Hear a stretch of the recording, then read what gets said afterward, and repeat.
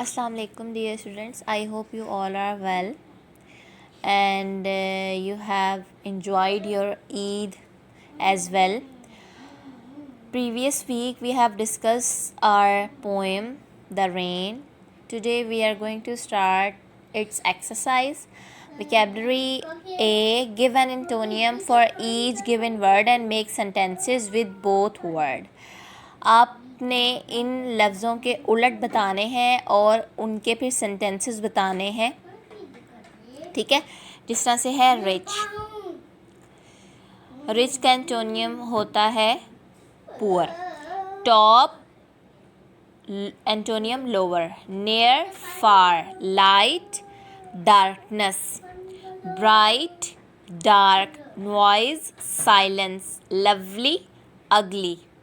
Rich का आपको मैं बताती हूँ सेंटेंस, आप अपनी तरफ से भी बना सकते हैं। You can make it by yourself as well. The rich should help the poor. Poor का होगा the rich should help the poor, यही लिख सकते हैं। या we can help the poor, ऐसे भी हो सकता है। Top leaves grow thick. Lower का है lower leaves grow thin. Near her school is very near.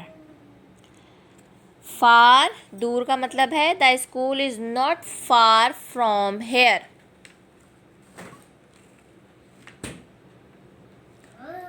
ठीक है। लाइट का है, लाइट का मतलब वैसे तो होता है रोशनी, ठीक है। लाइट का मतलब होता है रोशनी। इसका है after the rain the sun spread its lovely light.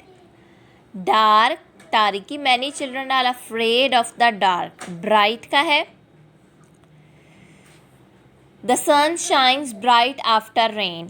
Dim का है the sunlight is dim today due to clouds. आप लोग कंफ्यूज ना होइएगा, इसके जो मैंने आप लोग बताया है एंटोनियम्स, तो पहले वर्ड के जो है सेंटेंसेस बना रही हूँ, उसके बाद इनके जो एंटोनियम्स हैं उसके भी सेंटेंसेस साथ साथ बनाते जाते हैं। कुछ पता नहीं कि कौन से आ जाएँ आपके एग्ज़ाम्स में। Noise, do not make a noise. Silence, I love to work in silence. Lovely, she has a lovely voice. Ugly, a fight started and the things got very ugly. अब हमारे पास है ये वाला टॉपिक डिनोटेशन एंड कोनोटेशन। इसका क्या मतलब? Denotation के मतलब है उर्दू में, डिनोटेशन का मतलब है लग़वी मफ़हूम, ठीक है। और कोनोटेशन का मतलब है इस्तिलाही मफ़हूम। लफ्ज़ का लग़वी और इस्तिलाही मफ़हूम। डिनोटेशन जो लग़वी मफ़हूम है वो क्या कहता है? It is the dictionary and literal meaning of a word.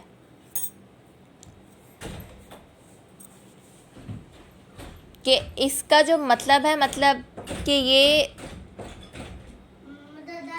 Feeling का जो है हमारे पास it is the dictionary and literal meaning of a word कि जो है वो, इसमें अगर मैं आपको एग्जांपल दूं तो ये एग्जांपल होगा कि the water is very blue. इसमें जो ब्लू है वो डिनोटेशन होगा, ठीक है। और इसी सेंटेंस का जो है वो अगर हम कोनोटेशन मतलब मालूम करें तो उसमें तो कलर था स्काई का कि वो या वाटर का कि वो ब्लू था, लेकिन कोनोटेशन में है इस्तिलाही मफ़हूम, कॉन्टेक्चुअल कल्चरल मीनिंग, वो क्या होगा? इस्तिलाही मफ़हूम। और उसमें ये क्या होगा कि the sky is very blue. Blue का मतलब इसमें कोनोटेशन में आ जाएगा सैड।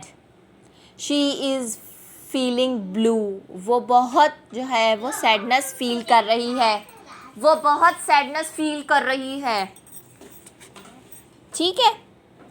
अब एग्जाम्पल इसमें है home, house, residence, dwelling. Denotation all these words mean a place in which someone lives. इन तमाम लफ्ज़ों का मतलब है वो जगह जहाँ पर कोई ना कोई रह सकता है।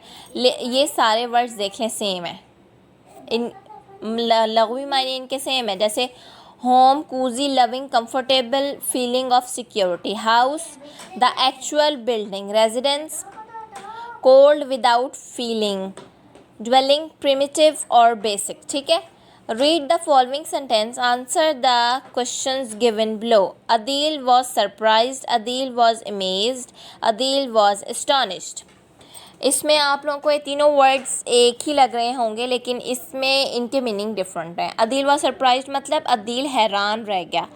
अदील वॉज अमेज्ड, अदील हैरत ज़दा हो गया. अदील वॉज एस्टॉनिश्ड, अदील शजदर रह गया.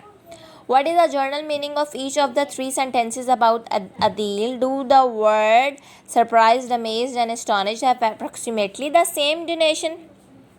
इसका आंसर मैं बताती हूँ आपको. The three words have approximately the same denotation. However, astonished is more powerful than surprised and amazed is even more powerful than astonished. ठीक है.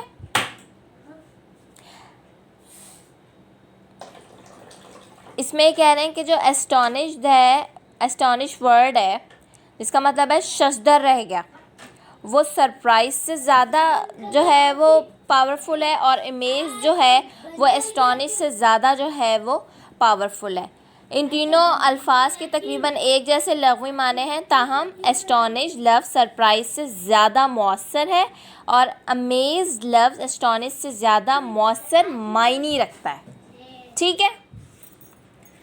नेक्स्ट हमारी कौन सी एक्सरसाइज है? नेक्स्ट हमारी एक्सरसाइज है यही है. Use dictionary to find about additional meaning are suggested by astonish. आप डिक्शनरी उठाएं और एस्टॉनिश के और सजेस्टेड मीनिंग को डिस्कवर करें डिक्शनरी की मदद से. Would a person be surprise astonish by seeing a ghost? क्या बंदा शजदर रह जाता है या बहुत हैरत ज़दा रह जाता है घोस्ट को देख के? यह आप लोगों ने आंसर करना है. ठीक है. अब हमारे पास है कोनोटेशन की exercise. Which connotation is more positive? इसमें कह रहे हैं कि कौन सा कोनोटेशन जो है वो ज़्यादा पॉजिटिव है, ज़्यादा मुस्बत इस्तिलाही मफ़हूम रखता है. ठीक है. Our trip to the Khewra mines was fine.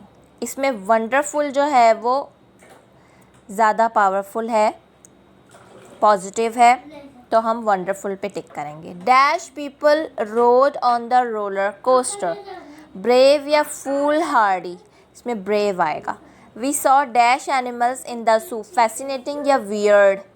Fascinating आएगा. Some of the monkey made dash faces. Hilarious या अम्यूजिंग? अम्यूजिंग आएगा. Everyone had a dash on his और her face on the way home. Smile या smirk? स्मिर्क का मतलब है बनावटी मुस्कुराहट. स्मिर्क नहीं, इसमें स्माइल आएगा. ठीक है. आज के लिए इतना ही. कल इंशाल्लाह हम कोनोटेशन जब हमारे पास नेगेटिव हो जाता है तो तब हम कौन से लफ्ज़ इस्तेमाल करते हैं हम ये पढ़ेंगे इंशाल्लाह. तब तक के लिए अल्लाह हाफ़िज़. अपना ख्याल रखिएगा.